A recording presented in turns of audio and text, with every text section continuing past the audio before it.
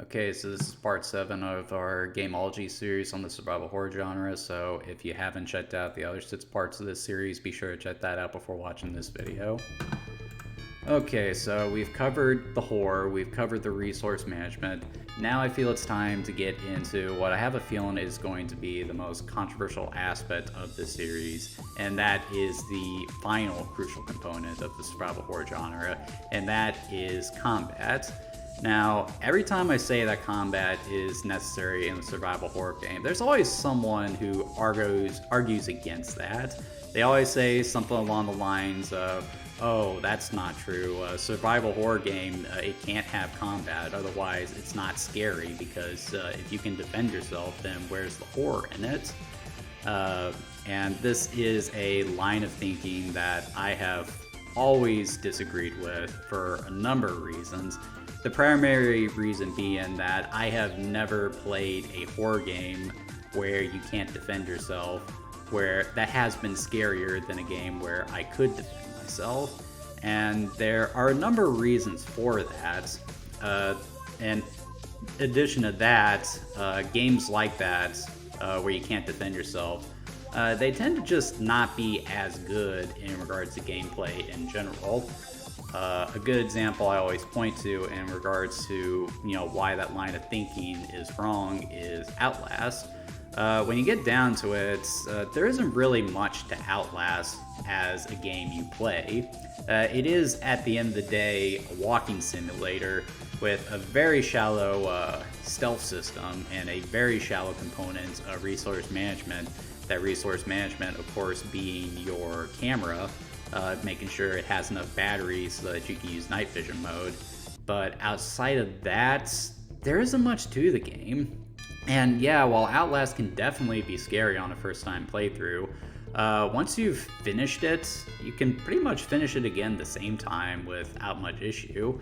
Now, with something like Resident Evil, where you have the option to defend yourself, there's a lot more fun to be had, because in that situation, with that game, which has combat, you have the chance to make a wrong decision, and that's sort of why I think that combat is necessarily in a survival horror game.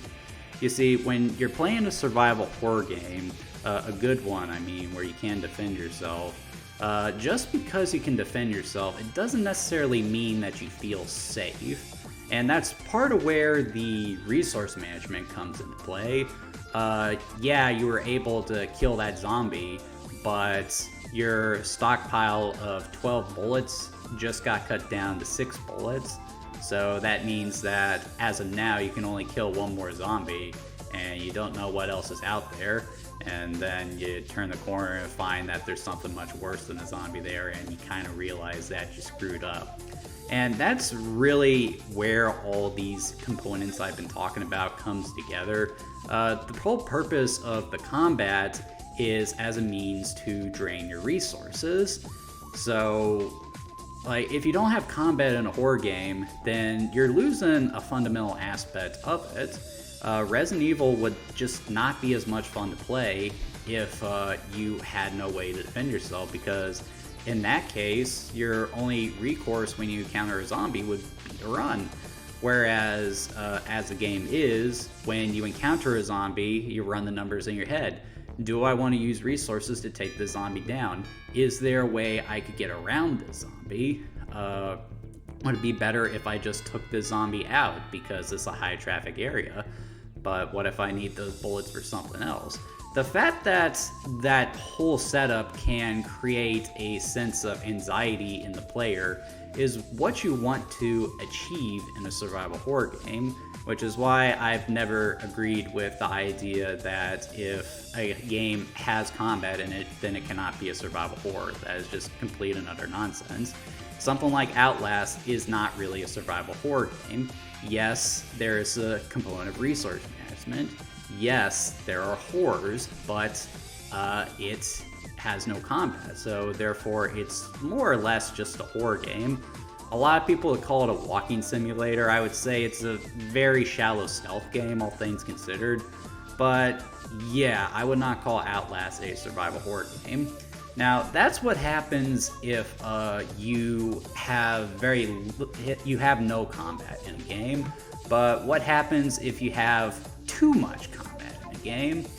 I think a good example of this would be Doom 3. Now, a lot of people are probably going to say Doom 3 isn't a survival horror game, and no, it is not. Doom 3 is a first-person shooter, but there are people who will mistakenly refer to it as a survival horror game. And why do they do this? And it's primarily because, unlike the rest of the Doom series, the horror vibe here is very thick with the dark shadows, the atmosphere in place of the butt metal from the original, the fact that you're taking on a comparatively smaller amount of enemies compared to the original Doom games. But the main thing that prevents it from being a survival horror game is the fact that there's too much focus on combat. In Doom 3, like, the way you get your resources, how you get your weapons, stuff like that, it's very much in the vein of the original Doom. So you can carry every weapon with you at any given time. So you always have a tool for the job. The only aspect of resource management there is the amount of ammo you have. And in that case, well, you can carry all the ammo with you at once. So if you don't have ammo for one weapon, you can just switch to another. And on top of that, the enemies in this game, they are very much just, meant to be taken out. They're not supposed to be a major viable threat.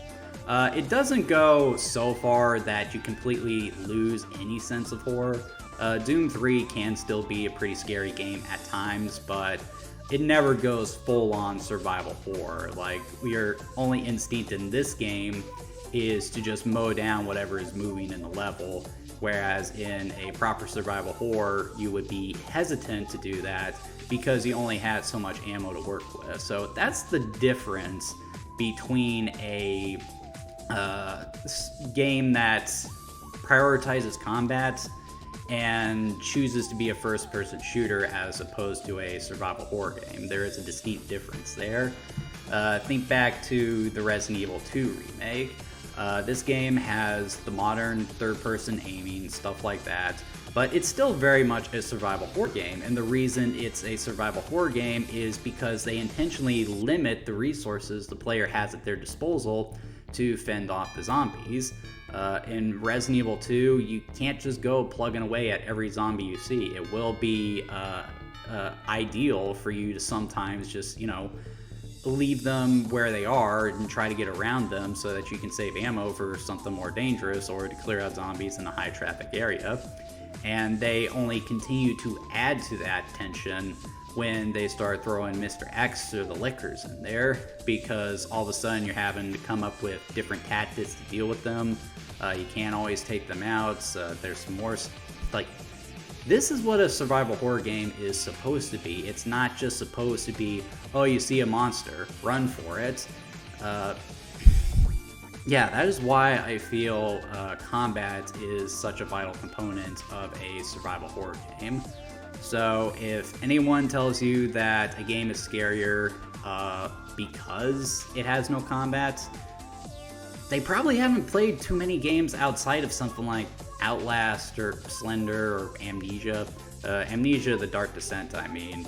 And Amnesia, that's another good example of a game that originally you couldn't defend yourself with. And that, actually in Amnesia's defense, there was a better degree of resource management in that game, but because you were mostly trying to avoid the monsters and because your method of avoiding the monsters was fundamentally flawed, it just didn't work out too well. And it's telling that when the original creators of Amnesia returned to the series with the bunker, they did throw in some combative elements, and it was a much better game as a result. So yeah, combat's 100% necessary in a survival horror game. Without it, you are just left with a horror game, and if you go too far with it, you are left with, just an action game. You need to find that middle ground. That is the key to making a survival horror game. There are some other things that need to be considered in regards to combat, so tune in next time. We will talk about those, and then I will count down my favorite games in the genre. I'll see you guys then.